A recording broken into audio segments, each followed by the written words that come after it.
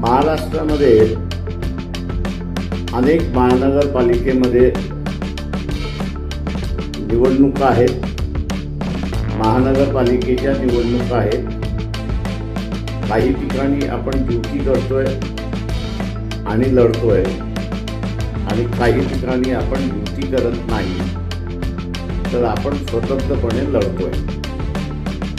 मी तमाम फुले शाहू आंबेडकरी विचाराच्या मतदाराला आव्हान करतोय की आपल्याला मतदान पक्षाला करायचं आहे, गॅस सिलेंडरला करायचं आहे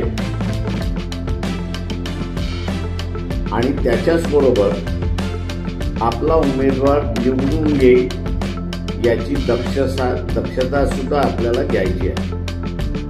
ही दक्षता घ्यायची म्हणजे आपण एक मत अजून आणलं पाहिजे, जेणेकरून 1+1 2 नाही तर 22 होतात आणि 22 झाले तर आपला उमेदवार जिंकल्याशिवाय राहणार नाही.